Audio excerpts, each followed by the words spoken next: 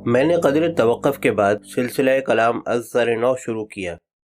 लेकिन miss Fernando, रकम की तलाश और जुस्तजू सिर्फ तुम दोनों को ही नहीं थी, बल्कि एक और शख्स भी था जो इस रकम को हासिल करना चाहता था। जब तुम दोनों यहाँ आए तो वो भी यहाँ आ गया। उसका नाम साजन है। उसने ही पंटू को तुम्हें हरासा परेशान करने पर मामूर किया था ताकि तुम फ्लैट छोड़कर चली जाओ। लेकिन वो पीटर की यहाँ मौजूदगी से बेखबर था। उसका ख्याल था कि तुम तन्हा ही रकम की जस्तजू में यहाँ आई हो, और ये कि अगर तुम फ्लैट खाली कर दोगी तो वो पूरे सुकून से रकम तलाश कर सकेगा। यहाँ पर मुझे दो सवाल परेशान कर रहे हैं। अव्वल ये कि तुम्हें और पीटर को इस बात का इल्म कैसे हुआ कि चार्ली इस शहर में मौजूद है और इस फ्लैट में रहता है। दो ये कि साजन तुम दोनों से अलहदा रहकर रकम हासिल करने का मुतमन्नी क्यों था। वो इस जद्दोजहद में तुम्हारे साथ भी शामिल हो सकता था। अगर तुम्हारे दरमियान कोई तनाज़ा या दुश्मनी थी तो क्या थी और क्यों थी, इस पर तुम ही रोशनी डाल सकती हो। ताहम जहाँ तक पहले सवाल का ताल्लुक है, मेरा ख्याल है मुझे इसका जवाब मालूम है। इसकी वजाहत अभी कुछ देर में हो जाएगी। मैंने रुककर कादरी साहब की तरफ देखा।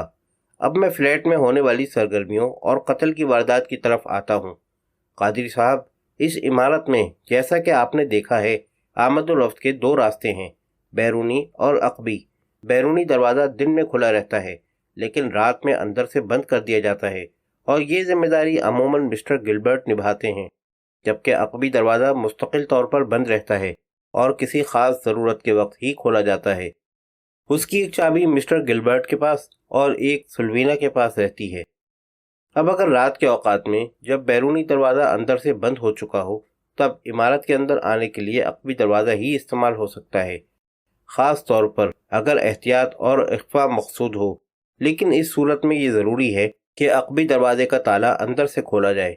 मुझे दरवाजे के अंदरूनी जानिब और सीढ़ियों पर कदमों के निशान मिले थे।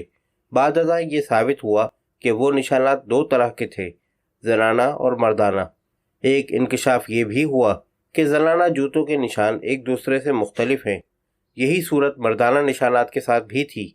इसका मतलब ये हुआ कि एक ही औरत ने मुख्तलिफ मौक़े पर चप्पलें इस्तेमाल की, और या फिर दरवाज़ा खोलने की जहमत दो औरतों ने उठाई। इसी इम्कान का इतलाक़ मर्दाना निशानात पर भी होता है, एक मर्द या फिर दो मर्द। मैंने रुककर कादरी साहब की तरफ देखा। मुझे दूसरा ख्याल ज़्यादा मजबूत महसूस होता है कादरी साहब, यानी ये कि मुख्तलिफ मौक़े पर दो मुख्तलिफ मर्द इमारत में आए। कादरी साहब ने सवाल किया। जी हाँ। इसका मतलब ये हुआ कि दरवाज़ा खोलने की जिम्मेदारी दो औरतों या फिर एक औरत ने उठाई। जी हाँ, मेरा ख्याल यही है। और ये काम किसने अंजाम दिया? कादरी साहब ने तजस्सुस से पूछा। मैं इस सवाल का जवाब दूंगा, लेकिन बाद में। पहले मैं उस रात की बात करूंगा जब पीटर का कत्ल हुआ, मैंने मध्यम आवाज़ में कहा और खुलख्याल नज़रों से चारों तरफ देखा। कमरे में मौजूद सभी अफराद की पुरतजस्सुस नज़रें मुझ पर ही जमी हुई थीं, और मैं साफ महसूस कर सकता था कि हर नज़र में एक ही सवाल मौजूद है, अब क्या होगा? मैंने गहरी नज़रों से एक एक चेहरे को देखा, जहन में ख्यालात को असरनौ तरतीब दिया, फिर बात शुरू की। कादरी साहब, उस रात अलावा सुल्वीना के दो अफराद फ्लैट में दाखिल हुए थे। उनमें से एक तो पीटर था, लेकिन सवाल यह है कि दूसरा कौन था? नीज़ ये कि उनके लिए दरवाज़ा किसने खोला। एक और अहम सवाल यह है कि पहले फ्लैट में कौन दाखिल हुआ था, पीटर या वो दूसरा आदमी? हमें इन सवालात के जवाबात मालूम नहीं हैं। साथ ही हमें यह भी इल्म नहीं कि पीटर का कत्ल किसके हाथों हुआ था। ताहम मैं समझता हूँ कि पूरे वाक़े की वजाहत के बाद हम ये मालूम करने में अज़ खुद कामयाब हो जाएंगे कि कातिल कौन है। मैंने रुककर एक बार फिर सोचा, फिर इजाफा किया। कादरी साहब, उस रात में इस फ्लैट में जो कुछ हुआ, इसके बारे में मेरे जहन में एक पूरी कहानी का खाका मौजूद है, यानी तमाम वाक़यात किस तरह पेश आए होंगे। मेरा अंदाज़ा है कि सुल्वीना पहले इमारत में आई और उसने पीटर के लिए अकबी दरवाज़ा खोला। मैंने रुककर सुल्वीना की तरफ देखा। मैं ठीक कह रहा हूँ मिस फर्नांडो? सुल्वीना का चेहरा सफ़ेद पड़ चुका था। मेरे सवाल ख़त्म होते ही वो तकरीबन हिस्ट्रियाई अंदाज में चीखी। नहीं नहीं, ये बकवास है, बिल्कुल झूठ है। मैंने किसी के लिए दरवाज़ा नहीं खोला। मैं सच कह रही हूँ। नहीं, तुम सच नहीं कह रही हो, मैंने यकीन के साथ कहा। मेरे मना करने के बावजूद तुम फ्लैट में आई थीं। रकम और कपड़ों का तो महज बहाना था। दरअसल तुम पीटर के लिए दरवाज़ा खोलना चाहती थीं تاکہ تم دونوں کچھ وقت یہاں گزارو اور رقم تلاش کرنے کی کوشش کرو۔ میں نے رک کر چند ثانیہ غور کیا۔ جب تم دونوں فلیٹ میں تھے اور تلاشی میں مصروف تھے، تب کچھ دیر بعد وہ شخص اندر آیا جس کے بارے میں ابھی ہم نہیں جانتے ہیں۔ میرا اندازہ ہے کہ اسے اس بات کا نہ علم تھا اور نہ توقع کہ تم دونوں فلیٹ میں موجود ہو۔ نیز یہ بھی ناممکن نہیں کہ وہ اس بات سے بھی قطعی طور پر بے خبر ہو کہ پیٹر بھی اس شہر میں ہے اور تمہارے ساتھ مل کر رقم کے حصول کی کوشش کر رہا ہے۔ بہرحال اس کی اچانک آمد تم دونوں کے لیے حیران کن تھی، اور میں قیاس کر سکتا ہوں کہ اس کے بعد کیا ہوا ہوگا۔ پیٹر نے اس شخص پر یا اس شخص نے تم دونوں پر حملہ کیا۔ مقصد یہی رہا ہوگا کہ تم دونوں مل کر اسے قتل کر دو اور لاش کو باہر لے جا کر کسی ویران مقام پر ٹھکانے لگا دو۔ اس صورت میں تم صاف بچ جاتی، کیونکہ پیٹر کے وجود سے پولیس بالکل لا علم تھی، اور لاش جب پولیس کو ملتی کسی اور مقام پر، دریا میں یا کسی نالے میں، تو کسی کو یہ شبہ تک نہیں ہو سکتا تھا کہ اس کا قتل تمہارے فلیٹ میں ہوا ہے، کیونکہ پولیس اس کے وجود سے بالکل ناواقف ہے۔ لیکن تمہاری بدقسمتی یہ ہے کہ وہ شخص تو صاف بچ گیا، لیکن پیٹر مارا گیا۔ پورے وقوعے کے بارے میں میرا ایک نظریہ ہے کہ جب وہ دونوں ایک دوسرے سے گتھم گتھا تھے، تم بھاگ کر باورچی خانے میں گئیں، چھری لے کر واپس آئیں اور پوری قوت سے اس شخص پر وار کیا۔ لیکن ہوا یہ کہ خود کو تمہارے وار سے بچانے کے لیے وہ شخص پھرتی سے گھوم گیا اور پیٹر سامنے آ گیا، اور تمہاری چھری پیٹر کے جسم میں پیوست ہو گئی، ہے نا؟ نہیں نہیں، میں چھری لے کر نہیں آئی تھی، میں نے اسے نہیں مارا، سلوینا ہذیانی انداز میں چیخی۔ ایسا بالکل نہیں ہوا تھا۔ پھر کیا ہوا تھا؟ میں نے مسکرا کر چپتے ہوئے لہجے میں پوچھا۔ مجھے بالکل علم نہیں، سلوینا مری ہوئی آواز میں بولی۔ تم پیٹر کو فلیٹ میں چھوڑ کر چلی گئی تھی؟ میں نے سلوینا کی آنکھوں میں جھانکا۔ سلوینا نے ہونٹوں پر زبان پھیری، کچھ کہنے کی کوشش کی مگر کامیاب نہیں ہو سکی۔ اس نے بے بسی سے بالی بالی میری اور انسپکٹر قادری کی طرف دیکھا اور گردن جھکا کر فرش کو گھورنے لگی۔ قدرے توقف کے بعد میں نے سر ہلا کر کہا، ٹھیک ہے، مجھے بھی یقین نہیں کہ پیٹر کا قتل تمہارے ہاتھوں ہوا ہوگا۔ وہ تو بہرحال تمہارا ساتھی تھا، پھر تم اس کی جان کیسے لے سکتی تھی؟ اور پھر یہ بھی ہے کہ جو نظریہ میں نے پیش کیا اس میں کئی جھول ہیں۔ چنانچہ اب میں نے رک کر ایک لمحہ غور کیا، پھر قادری صاحب کی طرف دیکھا۔ قادری صاحب، اب میں دوسرا نظریہ پیش کرتا ہوں جو مجھے یقین ہے کہ حقائق کے زیادہ قریب ہوگا۔ میں نے ایک بار پھر غور سے سلوینا کے دم بدم سفید پڑتے چہرے کو دیکھا۔ سلوینا، تم نے اپنے بیان میں کہا ہے کہ تم 9:30 بجے فلیٹ میں آئی تھیں اور تقریباً 10:15 بجے کے آس پاس چلی گئی تھیں۔ اس بات کی تصدیق میرے آدمی کے بیان سے بھی ہوتی ہے، جو سامنے والے ہوٹل کے ایک کمرے میں تھا اور تمہارے فلیٹ کی نگرانی کر رہا تھا۔ اس کے اور تمہارے بیان میں اوقات کا تھوڑا سا فرق ہے، لیکن وہ اہم نہیں، کیونکہ تم نے اپنی واپسی کا وقت محض اندازے سے بیان کیا تھا۔ میرے آدمی نے تمہارے کمرے کی کھڑکیوں میں 2 انسانی ہیبلے دیکھے تھے، جو اس بات کا ثبوت ہے کہ تمہارے ساتھ یہاں کوئی اور بھی تھا، اور شبراتی کے قول کے مطابق یہ قیاس کرنے کے لیے 2-4 من عقل کی ضرورت نہیں کہ دوسرا انسانی خاکہ پیٹر کا تھا۔ میں نے رک کر ایک ذرا غور کیا۔ تو مس فرنانڈو، میرا قیاس یہ ہے کہ تم 9:30 بجے فلیٹ میں آئیں۔ تم نے عقبی سیڑھیوں کا دروازہ کھولا، پیٹر وہاں موجود تھا، تم دونوں اندر آئے۔ یہ بتانے کی ضرورت نہیں کہ تم دونوں نے انتہائی احتیاط برتی ہوگی تاکہ کوئی آواز مسٹر گلبرٹ کے کانوں تک نہ پہنچ سکے۔ پیٹر کے اندر آنے کے بعد تم نے پھر دروازہ بند کر کے تالا ڈال دیا۔ پھر تم دونوں اپنے فلیٹ میں آئے اور کچھ وقت کچن میں گزارا۔ تم نے 2 توست کھانے اور چائے پینے کی بات اپنے بیان میں کہی تھی، مگر سچ یہ ہے کہ تم دونوں نے چائے پی اور توست کھائے، اور پھر اس کے بعد تم دونوں نے کچھ وقت ساتھ میں گزارا۔ یہی وقت تھا جب میرے آدمی نے کھڑکی کے پردے پر 2 انسانی ہیولے دیکھے۔ 10:15 بجے کے آس پاس تم پیٹر کو یہیں چھوڑ کر چلی گئیں۔ مقصد یہی رہا ہوگا کہ پیٹر رقم تلاش کرنے کی کوشش کرے گا اور پھر رات میں کسی وقت بیرونی دروازے سے چلا جائے گا۔ تمہیں اس کی پرواہ نہیں تھی کہ صبح دروازہ کھلا ہوا ملے گا، کیونکہ اکثر بھول چوک ہو جاتی ہے۔ دروازہ رات بھر کھلا رہتا ہے اور کسی کو تردد نہیں ہوتا۔ میں نے رک کر غور سے سلوینا کو دیکھا۔ میں ٹھیک کہہ رہا ہوں نا؟ سلوینا کے چہرے پر شدید تشنجی کیفیت طاری تھی، آنکھوں میں خوف اور بے کسی کی ملی جلی جھلک تھی۔ میں نے اس کے ہونٹوں کو لرزتے ہوئے دیکھا، شاید وہ کچھ کہنا چاہتی تھی مگر کامیاب نہیں ہو سکی۔ चंद लम्हे इंतजार के बाद मैंने खुद ही कहा, तो मेरा कयास दुरुस्त है ना? सुलवीना फिर भी खामोश रही। मैंने कादरी साहब की तरफ देखा। अगरचे हमारे पास ये जानने का कोई जरिया नहीं कि सुलवीना के जाने के बाद इस फ्लैट में क्या हुआ था, लेकिन हम कयास कर सकते हैं, चश्मे तसव्वुर से देख सकते हैं कि फिर क्या हुआ होगा। सुलवीना के जाने से पहले ही एक बार फिर दरवाज़ा खोला गया और इस बार ताला दोबारा नहीं लगाया गया, क्योंकि वो नामालूम शख्स उस वक्त तक नहीं आया था। उसकी आमद बाद में हुई। हम अंदाज़ा लगा सकते हैं कि वो शख्स दबे पांव राहदारी तय करके सुलवीना के फ्लैट तक आया। उसे मालूम था कि चाबी कहाँ रखी रहती है, लेकिन उसे चाबी की ज़रूरत नहीं पड़ी क्योंकि दरवाज़ा खुला हुआ था। वो गुरबा कदम अंदर दाखिल हुआ और तब उसने शायद पहली बार पीटर को देखा, और चूंकि वो पीटर से बखूबी वाकिफ था, लिहाजा उसे पीटर को यहाँ देखकर पूरे मामले को समझने में कोई दुश्वारी नहीं हुई। वो समझ गया कि पीटर भी 4 करोड़ रुपए की उसी रकम के चक्कर में है जिसकी जुस्तजू में वो खुद है। मैंने रुककर एक गहरा कश लिया। चुनाचे उसने फौरी तौर पर पीटर को रास्ते से हटाने का फैसला कर लिया। कादरी साहब, इसमें ताज्जुब की कोई बात नहीं। ये रुपया कमबख्त है ही ऐसी चीज़, इसके लिए आदमी क्या कुछ नहीं करता। रुपया ज़मीन का खुदा है और आजकल इस खुदा की पूजा का रिवाज कुछ ज़्यादा ही हो गया है। एक बात और भी है, वो ये कि ये खुदा बड़ा ही जानिबदार है। ये सिर्फ बड़े पुजारियों को ही नवाजता है, बेचारे रमज़ानियों, बकरीदियों और शबरातियों की तरफ आंख उठाकर भी नहीं देखता। आपका क्या ख्याल है कादरी साहब? कादरी साहब ज़रा मुशफ़क़ाना अंदाज में मुस्कुराए। मियाँ, आप ठीक ही कहते हैं, लेकिन आगे क्या हुआ?